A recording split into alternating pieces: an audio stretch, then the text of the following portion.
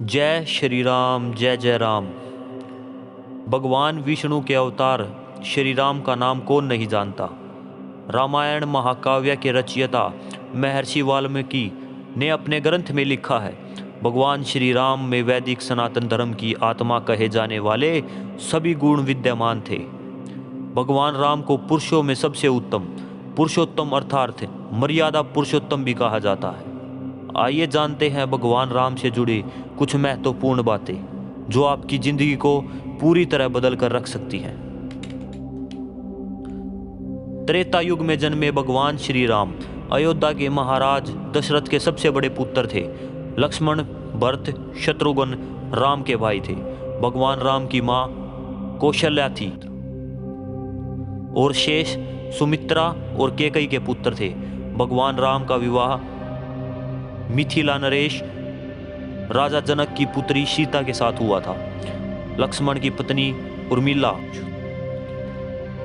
शत्रुघ्न की पत्नी शुद्धकीर्ति और भरत की पत्नी मांडवी थी।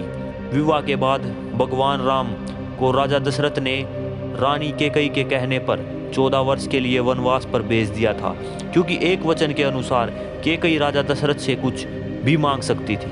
तो रानी कैकेयी ने दासी मंदोदरी के उकसाने पर भरत को अयोध्या का राजा बनाने और राम को वनवास देने की इच्छा जताई और पिता की आज्ञा का पालन करके भगवान राम सीता और लक्ष्मण के साथ वन की ओर चल गए। भगवान श्री राम का महत्व।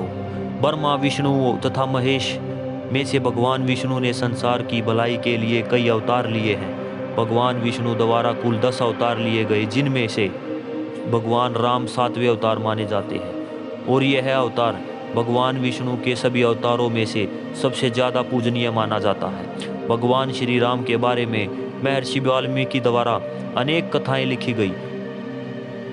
वाल्मीकि के अलावा प्रसिद्ध महाकवि तुलसीदास ने भी श्री राम के महत्व को लोगों को समझाया है। भगवान राम ने कई ऐसे महान कार्य किए हैं जिनसे हिंदू धर्म को एक और गौरवमयी इतिहास प्रदान किया जा सकता है। भगवान विष्णु ने राम बनकर असुरों का संहार करने के लिए पृथ्वी पर जन्म लिया। भगवान श्री राम ने मातृ पितृ भक्ति के चलते अपने पिता राजा दशरथ के एक आदेश पर 14 वर्ष का वनवास काटा। नैतिकता, वीरता, कर्तव्यपूर्णता के जो भी उदाहरण भगवान श्री राम ने प्रस्तुत किए, वह बाद में मानव जीवन के लिए मार्गदर्शक बन गए। एक कुशल और प्रजा हितकारी राजा थे राम। भगवान राम अपनी प्रजा को हर तरह से सुखी रखना चाहते थे। उनकी धारणा थी कि राजा के शासन में प्रजा दुखी नहीं होनी चाहिए, वह राजा नरक भोगी होता है। महाकवि तुलसीदास जी ने रामचरितमानस में राम राज्य की विशद चर्चा की है। माना जाता है कि अयोध्या में 11,000 वर्ष तक भगवान राम का दिव्य शासन रहा। आदिवासियों के भगवान श्री राम। वनवास के दौरान भगवान श्री राम ने देश के सभी आदिवासियों औरतों को संगठित करने का कार्य किया और उनको जीवन जीने की शिक्षा दी। उन्होंने देश के सभी संतों और उनके आश्रमों को राक्षसों, दैत्यों के आतंक से बचाया था। अपने 14 वर्ष के वनवास के दौरान भगवान राम ने भारत को सभी जातियों और संप्रदायों को एक सूत्र में बांधने का कार्य किया। चित्रकूट में रहकर भी उन्होंने धर्म और कर्म की दीक्षा ली। भगवान राम ने भारत भर में भ्रमण करके भारतीय आदिवासी जनजाति, पहाड़ और समुद्री लोगों के बीच सत्य, प्रेम, मर्यादा और सेवा का आदेश। और यही कारण था जब राम का रावण से युद्ध हुआ तो सभी जनजातियों ने और जातियों ने राम का साथ दिया। भगवान राम की वापसी। भगवान श्री राम कहते हैं कि पृथ्वी लोक एक ऐसा लोक है जहाँ जो भी आता है उसे एक दिन वापस लौटना ही होता है। ठीक इसी तरह से श्री राम भी अपने मानवीय रूप त्याग करके अपनी वास्तविक स्वरूप विष्णु का रूप धारण कर बैकुंठ धाम की ओर चल दिए। भगवान राम के बारे में कुछ ऐसी बातें जो आपने शायद ना सुनी हो। वनवास के समय भगवान राम 27 वर्ष के थे।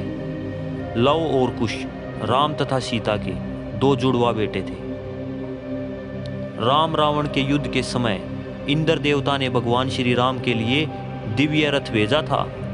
भगवान श्री राम ने पृथ्वी पर 10,000 से भी ज़्यादा अधिक समय तक शासन किया। भगवान राम का जन्म चैत्र नवमी में हुआ था, जिसको भारतवर्ष में रामनवमी के नाम से जाना जाता है। भगवान राम ने रावण को मारने के बाद रावण के ही छोटे भाई विभीषण को लंका का राजा बना दिया था। गौतम ऋषि ने अपनी पत्नी अहिल्या को पत्थर बनाने का श्राप दिया था। इस श्राप से भगवान राम ने ही उसे मुक्त किया था। माता सीता को रावण की कैद से आज़ाद करने के लिए रास्ते में पड़े समुद्र पार करने के लिए राम ने ही एकादशी का व्रत किया था। वनवास वापसी के बाद भगवान राम के अयोध्या वापसी को खुशी और अयोध्या वासियों ने दीप जलाए थे, और जिसे हम आज दिवाली का त्यौहार मनाते हैं। अगर आपको हमारी जानकारी और हमारे कुछ चीज़ें, हमारे मोटिवेशन वीडियोस अच्छे लगते हैं तो आप हमारे चैनल को सब्सक्राइब करें और हमारी वीडियो को अपने दोस्तों के पास ज़रूर शेयर करें। धन्यवाद।